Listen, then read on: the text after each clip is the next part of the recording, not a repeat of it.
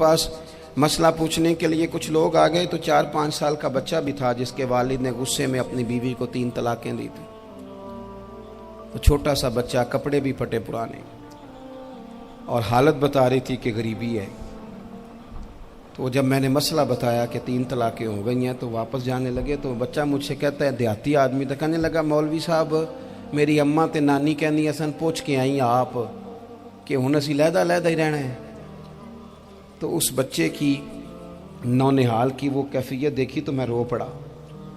میں نے کہا یار یہ بچہ بیچارہ ماں باپ کے ہوتے ہوئے یہ یتیموں جیسی زندگی گزارے گا کیونکہ باپ نے طلاق دے دی. کس طرح مسائل نہیں بتائے لوگوں کو، تعلیم سے آگاہی نہیں کیا. اور اس میں بہت بڑا ظلم ہے ان لوگوں کا بھی جو جنازے پہ کھڑے ہو کے تو کہہ دیتے ہیں، میری طرح کے لوگ اچھے علماء کی بات نہیں کرتا، وہ کہہ دیتے ہیں دیکھو جن لوگوں کو جنازہ نہیں آتا. بھئی آپ نے کس دن عشاء کے بعد کلاس لگائی تھی جنازہ سکھانے کی؟ یہ تو آپ نے کہہ دیا لوگوں کو قرآن جی ٹھیک نہیں آتا. تو یہاں تو بیچاری بیویاں جن کو صحیح پڑھنا نہیں آتا وہ مشن بنا لیتی ہیں کہ میں نے اتنے 100 کو قرآن پاک پڑھانا ہے. بیوہ ہو گئی ہوں، طلاق یافتہ ہو گئی ہوں، ساری زندگی قرآن پڑھاؤں گی. ہم کیوں یہ مشن نہیں بناتے؟ کیوں اس طرف سفر نہیں کرتے؟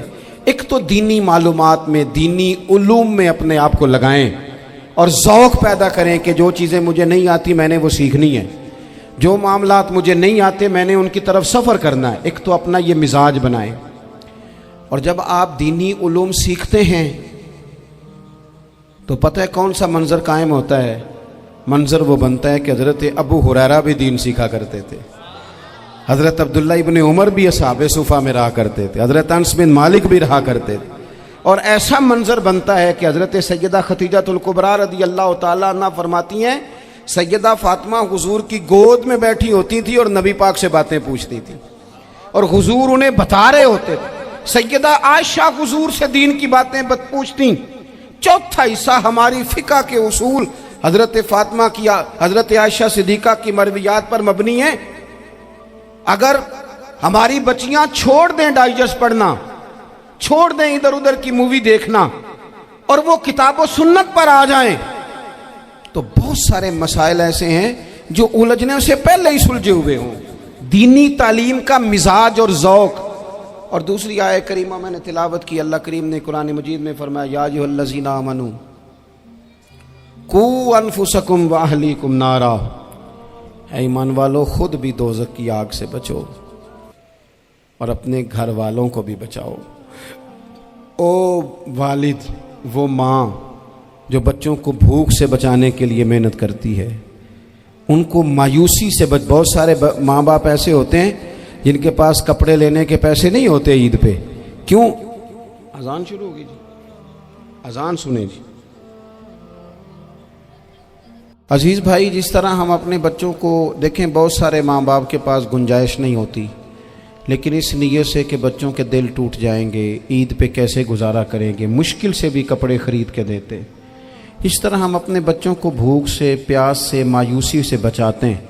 اس طرح ہمارے رب نے ہمارے ذمے لگایا ہے کہ تم اپنے بچوں کو کوشش کرو دوزخ کی آگ سے بچانے کی. حضرت عمر فاروق رضی اللہ تعالیٰ عنہ نے عرض کیا تھا، یا رسول اللہ صلی اللہ تعالیٰ علیہ وسلم، اس آیہ کریمہ کا معنی کیا ہے؟ تو محبوب کریم علیہ السلام نے فرمایا، عمر، جن چیزوں کا اللہ تمہیں حکم دیتا ہے تم اپنے گھر والوں کو ان چیزوں کا حکم دو. جن چیزوں سے رب رسول تمہیں منع کرتے ہیں اپنے گھر والوں کو ان سے روکو. اپنے گھر کے اندر نفاذ دین کرنے کی کوشش کرو. میرے بھائی، بہت زیادہ آزمائش ہے ہمارے گھروں میں، بے چینیاں ہیں، اضطراب ہے، بچوں میں سختی ہے، بہن بھائی ایک دوسرے کے ساتھ لڑتے ہیں، مزاجوں میں تلخی آ گئی. کیوں بھلا؟ اس لیے کہ ماں باپ کو جو بہترین کردار اور جو حسین طریقہ گھر میں اپنانا چاہیے تھا، بچے تقریر باہر سے سنتے ہیں لیکن وہ فالو اپنے ماں باپ کو کرتے ہیں. اگر ماں باپ میں حوصلہ ہو، صبر ہو، اطمینان ہو، خودداری ہو، تھوڑے پر گزارا کرنے کا مزاج ہو. دیکھیں نا، آج ڈپریشن ہے، ٹینشن ہے، پینکس اٹیکس ہیں، بڑی ساری چیزیں آ گئی ہیں. کیوں بھلا؟ صبر نہیں، تحمل نہیں، بردباری نہیں. آزمائے. ایک دن ایک بچہ میرے پاس آ گیا مدرسے کا اور آ کے وہ رونے لگا میرے گھر والے کہنے لگے کھانا چھوڑ دیں پہلے اس کی بات سن لے. میں نے کہا پتر کیا ہوا, کسی نے مارا ہے کسی استاد نے؟ کہنے لگے نہیں حضرت, گھر فون کیا تھا تو میری اماں اور ابا کی لڑائی ہو رہی ہے. بچہ کانپ رہا ہے, ٹانگیں کانپ رہی ہیں. میں نے کہا کیا ہو کیا گیا تمہیں پتر, لڑائی ہو رہی ہے تو گھروں میں ہو ہی جاتی ہے. کہنے لگے نہیں آپ کو پتہ نہیں وہ بڑا سخت لڑتے ہیں.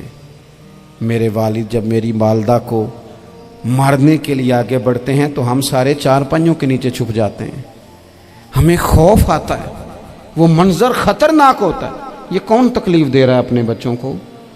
یہاں بیٹھے ہمارے ہاں میلوں دور رہتے تھے اس کے گھر والے, تو وہ تکلیف میں تھا, تو گھر میں کیا کیفیت ہوگی؟ اگر حوصلہ ہو, صبر ہو, قناعت ہو, اللہ کے دیے ہوئے تھوڑے رزق پر ہمیں راضی رہنا آتا ہو, ہمارے گھروں میں سکون آئے, اطمینان آئے, ہم جو زندگی بڑی خوشی خوشی گزار سکتے ہیں. ہمارے مزاجوں کا لالچ, ہماری طبیعتوں کی بے راہ روی, ہماری جھوٹی انا کا بت, ان ساری چیزوں کو ختم کر دیتا ہے.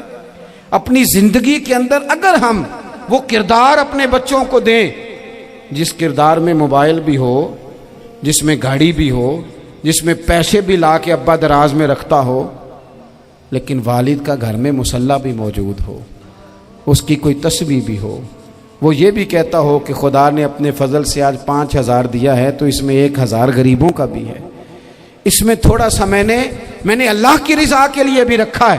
اگر کوئی مشکل آ جائے تو وہ باپ اور ماں کو صبر کرتا ہوا دیکھتے ہوں. اگر ایک باپ کر بات کرے